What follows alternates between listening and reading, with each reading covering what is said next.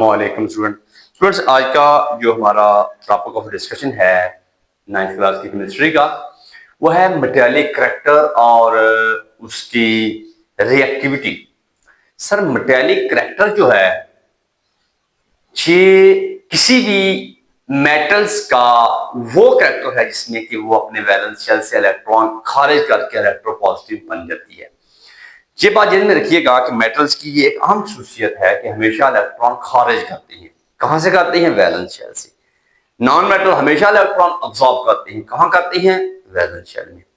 Non metals का ये characteristics है कि वो हमेशा इलेक्ट्रॉन नेगेटिव होती हैं वैलेंस शेल में इलेक्ट्रॉन लेके, और मेटल्स की ये कैरेक्टरिस्टिक्स होती है कि सर वो हमेशा इलेक्ट्रॉन खारिज करके अपने आप को इलेक्ट्रोपॉजिटिव बनाती है। इस कैरेक्टरिस्टिक्स को बोलते हैं इलेक्ट्रोपॉजिटिविटी। तो आइए स्टूडेंट्स देखते हैं कि आपकी बुक के अंदर ये बातें किस तरह की हुई हैं और उसके बारे में आपको बताते हैं। कहता है कि मेटेलिक करैक्टर जो है ये एक टेंडेंसी है किसी एलिमेंट्स की अपने इलेक्ट्रॉन खारिज करने की और पॉजिटिव या कैटायन बनने की। मेटेलिक करैक्टर जो है is the tendency of an element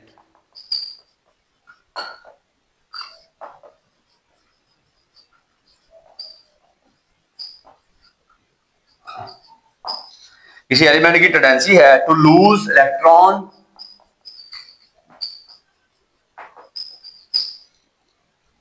and form positive ion या इलेक्ट्रोपॉजिटिव, या आप कह लें कैशन। किसी एलिमेंट्स का अपने वैलेंस शेल से इलेक्ट्रॉन को एक या दो निकाल के अपने आप को इलेक्ट्रोपॉजिटिव बना देने के अमल को कैटायन कहते हैं। इसे बोलते हैं इलेक्ट्रोपॉजिटिव, इलेक्ट्रोपॉजिटिव बनाना, और इस कैरेक्टरिस्टिक को बोलते हैं इलेक्ट्रोपॉजिटिविटी। ये बात ध्यान में रखिएगा अपने। आयोनाइजेशन एनर्जी जो है वो ग्रुप में ऊपर से नीचे थोड़ी होती है, डिक्रीज होती है, और जब इलेक्ट्रो आयोनाइजेशन एनर्जी ग्रुप में ऊपर से नीचे कम होती है तो एलिमेंट्स के पास ये ट्रेंड बढ़ जाता है कि अपने वैलेंस इलेक्ट्रॉन को लूज करने का ट्रेंड, इलेक्ट्रोपॉजिटिविटी बढ़ जाती है, और मेटेलिक करैक्टर और रिएक्टिविटी इंक्रीज होती है। यह बात ध्यान में रखिएगा। आयोनाइजेशन एनर्जी और इलेक्ट्रोपॉजिटिविटी ये एक दूसरे के इनवर्स होती है। पीरियड्स में ऊपर से नीचे आयोनाइजेशन एनर्जी कम होती है, इलेक्ट्रोपॉजिटिविटी बढ़ती है। इलेक्ट्रोपॉजिटिविटी जिधर बढ़ेगी वहां आयोनाइजेशन एनर्जी कम होगी। पीरियड्स की बात करें लेफ्ट टू राइट, इलेक्ट्रोपॉजिटिविटी कम होती है, आयोनाइजेशन एनर्जी बढ़ती है। ये अक्सर सवाल पेपर में आता है। इस साल 2025 में के अंदर यह सवाल आया है 9th क्लास को, आयोनाइजेशन एनर्जी और इलेक्ट्रोपॉजिटिविटी पे क्या फर्क है, क्या ताल्लुक है? आयोनाइजेशन एनर्जी और इलेक्ट्रोपॉजिटिविटी का ताल्लुक बताएं। ये बात है, ये ताल्लुक उल्ट होता है इलेक्ट्रोपॉजिटिविटी और आयोनाइजेशन एनर्जी का। स्टूडेंट्स कहता है कि जब हम लोग मूव करते हैं आयोनाइजेशन एनर्जी ग्रुप्स के अंदर कम होती है। इन ग्रुप्स आयोनाइजेशन एनर्जी डिक्रीज होती है from top to bottom.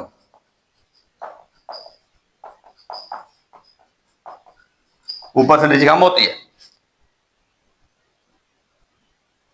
Element have increase ability to lose electron, so elements have more ability to lose electron, या कह लें कि इलेक्ट्रोपॉजिटिविटी बढ़ती है, इलेक्ट्रोपॉजिटिविटी इंक्रीजिस, ऊपर से नीचे वो इलेक्ट्रोपॉजिटिविटी बढ़ती है। मेटेलिक करैक्टर और रिएक्टिविटी भी बढ़ती है। So in groups metallic character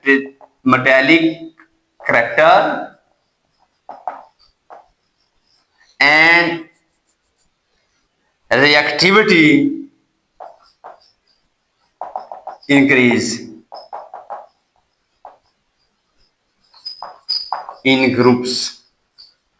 groups में ऊपर से नीचे मेटेलिक करैक्टर भी बढ़ता है। मेटेलिक करैक्टर का दूसरा नाम इलेक्ट्रोपॉजिटिविटी है, और जहां इलेक्ट्रोपॉजिटिविटी बढ़ेगी वहां रिएक्टिविटी भी बढ़ेगी। इसका डायरेक्टली प्रोपोर्शनल ताल्लुक होता है इसके साथ। हम कहता है कि बात करते हैं पीरियड्स के अंदर, पीरियड्स के अंदर ट्रेंड देते हैं इलेक्ट्रोपॉजिटिविटी का, इलेक्ट्रोइड देते हैं in period from left to right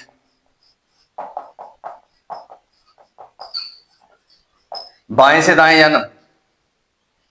nuclear charge जो है वो बढ़ता है और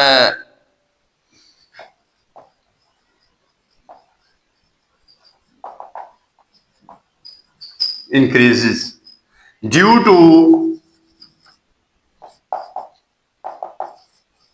increase in protons in nucleus। Nucleus में प्रोटॉन के बढ़ने की वजह से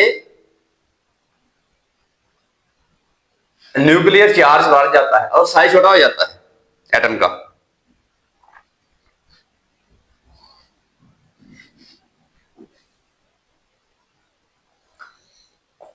So valence electron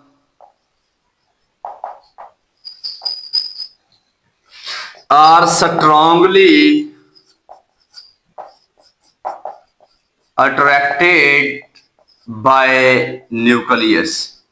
क्योंकि लेफ्ट से राइट जाते हुए आपको अंदर पॉजिटिव चार्ज जो है न्यूक्लियस के अंदर प्रोटॉन की तादाद बढ़ रही है, और बाहर उसी शेल के अंदर इलेक्ट्रॉन की तादाद भी उस लिहाज से बढ़ रही है, क्योंकि एक 1 बाय 1 स्टेप्स एक ग्रुप नंबर बढ़ता जा रहा है एक ही पीरियड्स के अंदर। लिहाजा लेफ्ट टू राइट एटम का साइज छोटा हो जाएगा। ओवरऑल बात ये कह रहा है कि बड़ी स्ट्रांगली देखिएगा ना कि ये इधर एटम का साइज ये है, इधर ये है, इधर ये है, इधर ये है, इधर एटम का साइज छोटा हो जाना इधर जाते हुए।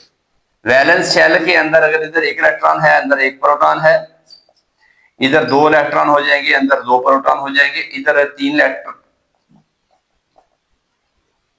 इधर 4 प्रोटॉन 4 इलेक्ट्रॉन, 5 प्रोटॉन अंदर 5 इलेक्ट्रॉन। इस तरह करके एटम का साइज सुपर जाता है left right in periodic table. जब एटम का साइज सुपर जाता है स्टूडेंट्स, उस वक्त उससे इलेक्ट्रॉन निकालना बहुत मुश्किल हो जाता है।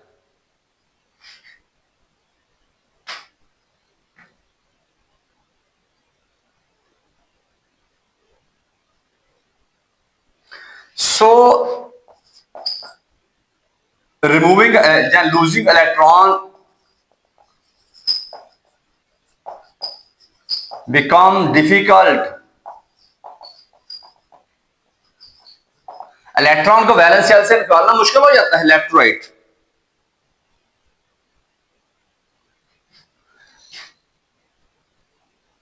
So it clearly said that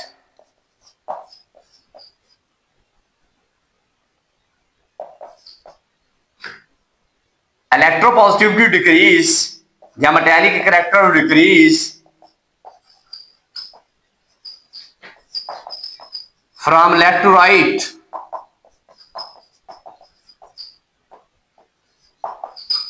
in periods।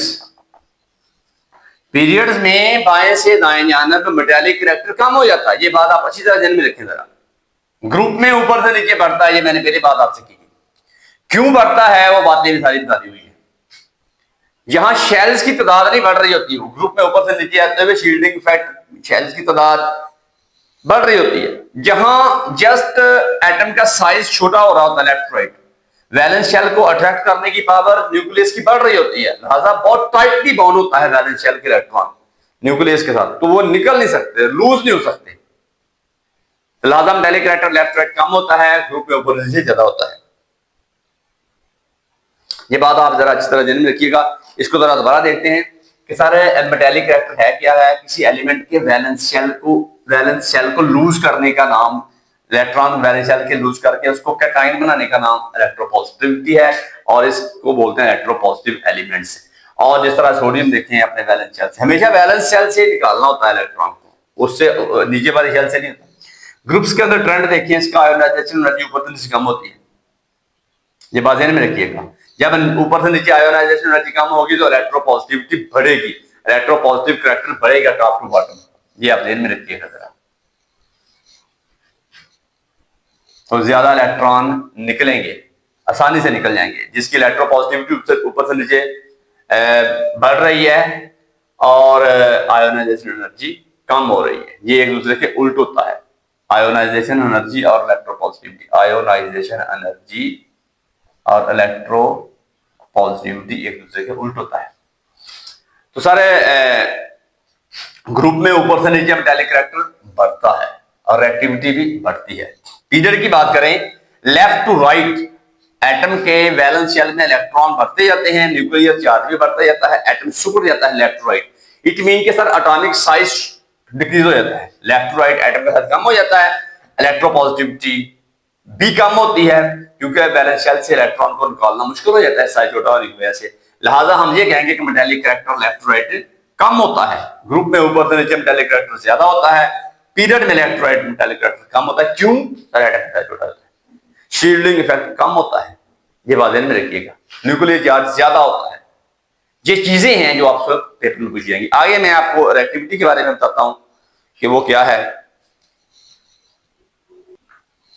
Sir chemical reactivity जो है वो लेफ्ट टू राइट या पीरियड के अंदर जाएंगे तो कम हो जाएगी। रिएक्टिविटी रिएक्टिविटी इन पीरियड्स,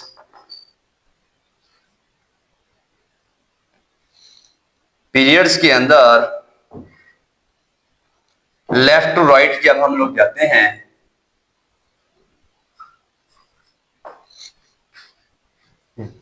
डिक्रीज होती है,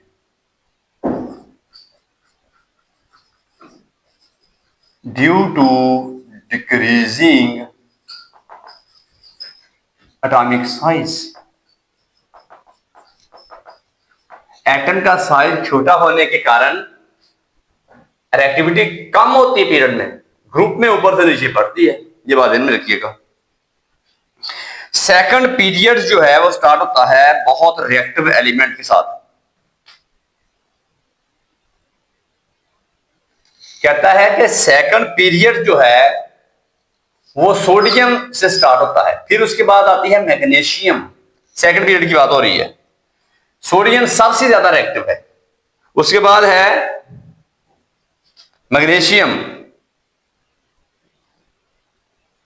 इसके बाद सारा कहता है कि आगे चलिए एल्यूमिनियम है, फिर सिलिकॉन है, ये सबसे ज्यादा रिएक्टिव, उससे कम रिएक्टिव, उससे कम रिएक्टिव, उससे कम रिएक्टिव। पीरियड में लेफ्ट राइट जब मूव करते जाएं तो आपको रिएक्टिविटी जो है वो कम होती नजर आएगी। Why? Number of valence electron बढ़ जाते हैं। वाई? रीजन पहले बात हो चुकी, नंबर ऑफ वैलेंस इलेक्ट्रॉन बढ़ जाते हैं।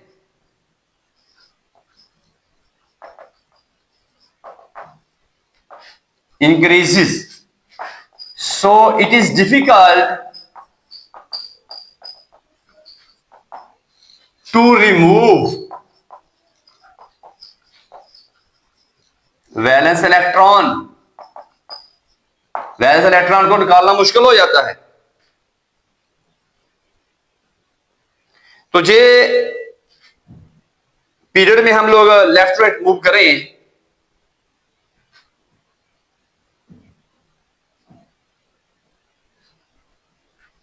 कहता है कि अगर हम मजीद और मूव करते हैं पीरियोडिक टेबल के पीरियड्स के अंदर राइट साइड की तरफ, तो नॉन मेटल की तरफ, तो केमिकल रिएक्टिविटी मजीद दोबारा बढ़ जाएगी।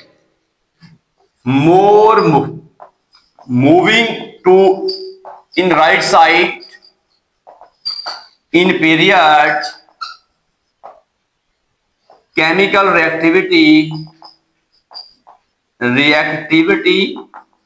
Increases again. ये नहीं है कि मुसलसल ही आप लोग कहते हैं कि इधर लेफ्ट से राइट की तरफ हम मूव कर रहे हैं पीरियोडिक टेबल में पीरियड्स के अंदर, तो वो रिएक्टिविटी कम कम कम कम कम ही होनी है। नहीं, ये मेटल्स की हद तक कम होनी है। आगे नॉन मेटल स्टार्ट हो जाती है इस साइड के ऊपर। अब नॉन मेटल में आप लोग लेफ्ट से राइट की तरफ जाएंगे तो रिएक्टिविटी नॉन मेटल्स के अंदर बढ़ेगी, मेटल्स के अंदर कम होगी।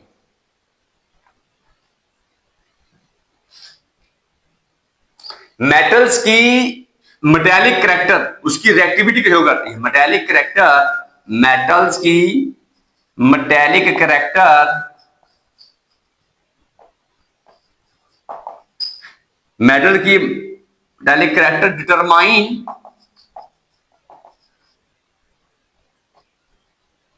There reactivity. किसी भी मेटल की मेटेलिक करैक्टर जो है उसकी रिएक्टिविटी को डिटरमाइन करता है। जितना ज्यादा कोई एलिमेंट को मेटल जो है वो इलेक्ट्रोपॉजिटिव है, उतना वो ज्यादा इलेक्ट्रो रिएक्टिविटी उसकी ज्यादा होगी। क्या बताया है आपको कि पीरियड्स में इलेक्ट्रोनेगेटिविटी मेटल्स की कम होती है, लेफ्ट टू राइट। क्यों कम होती है? कि सर साइज एटम का छोटा हो जाता है पीरियड्स के अंदर। मेटल्स की बात हो रही है, नॉन मेटल की बात। सोडियम की रिएक्टिविटी सबसे ज्यादा है, मैग्नीशियम की उससे कम है, एल्यूमिनियम की उससे कम है, सिलिकॉन की उससे कम है। सर क्यों क्यों कम होती है इसकी? हम कहें कि sir reactivity left to right कम क्यों होती है मेटल्स की, नॉट नॉन मेटल्स। ये बात ध्यान में रखिएगा। Sir left to right move करते हुए वैलेंस शेल की तादाद बढ़ जाती है। वैलेंस शेल के अंदर इलेक्ट्रॉन की तादाद बढ़ जाती है अंदर, और एक ही शेल चल रहा होता है। अब वैलेंस शेल है, उसमें मेरे पास पहले भी जिक्र किया है, ये एटम है, ये एटम है, ये एटम है, ये एटम है। अब इसके वैलेंस शेल में आप देखते हैं कि सर एक इलेक्ट्रॉन है, अंदर प्रोटॉन भी एक है, इधर दो इलेक्ट्रॉन है, शेल एक ही है, शेल नहीं बड़ा, दो पॉजिटिव चार्ज आ गया, तीन बार इलेक्ट्रॉन वैलेंस शेल के अंदर, तो तीन अंदर पॉजिटिव चार्ज आ गया, यहां चार पॉजिटिव चार्ज, बाहर चार इलेक्ट्रॉन। जैसे जैसे लेफ्ट टू राइट मूव करते जा रहे हैं, एक ही शेल है, वैलेंस शेल में तादाद पर इलेक्ट्रॉन की बढ़ती जा रही है, अंदर पॉजिटिव चार्ज बढ़ता जा रहा है उसी रेशियो के साथ, लिहाजा श्रिंकिंग हो जाती है एटम की, इस तरह सिकुड़ जाता है एटम। जब एटम एक पीरियड में लेफ्ट राइट सिकुड़ जाता है तो वैलेंस शेल से इलेक्ट्रॉन निकालना मुश्किल से मुश्किल होता जाता है, लिहाजा इलेक्ट्रोपॉजिटिविटी कम होती जाती है लेफ्ट राइट एक पीरियड के अंदर। जब इलेक्ट्रोपॉजिटिविटी कम हो जाएगी, इसका मतलब है कि रिएक्टिविटी भी कम हो जाएगी। लेकिन एक हद तक जब आप मेटल्स को खत्म कर देंगे एक पीरियड के अंदर, आपको पता है उसके बाद राइट साइड पे नॉन मेटल स्टार्ट हो जाती है।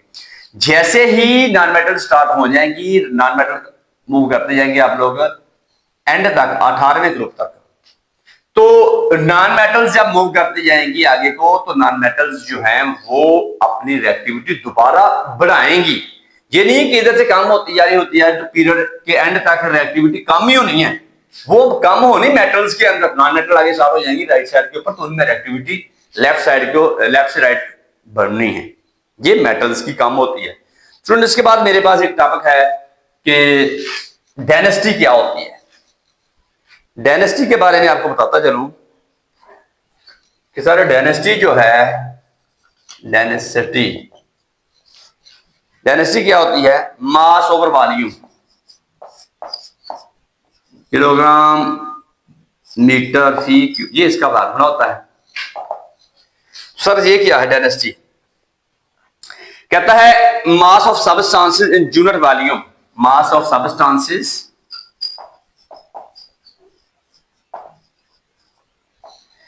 इन a unit volume. Unit volume में सब्सटेंसेस का वॉल्यूम, ये देखो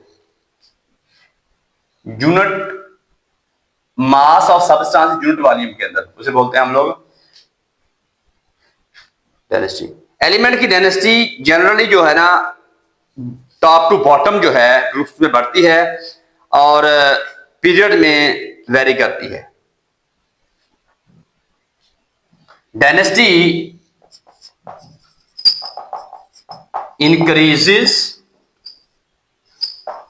इन groups but vary in periods from left to right।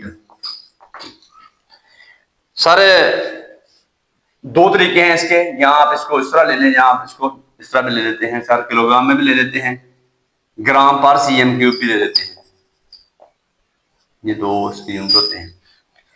तो पीरियड्स के अंदर left to right density elements की वेरी करती है। ग्रुप्स में ऊपर से नीचे किसी भी एलिमेंट की डेंसिटी जो है वो बढ़ती है। ये उस बंदे ने आपकी ऑब्जेक्टिव का पॉइंट लिखा है।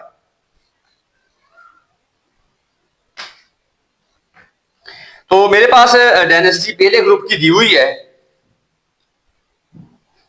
कि सर फर्स्ट ग्रुप जो है, फर्स्ट ग्रुप एलिमेंट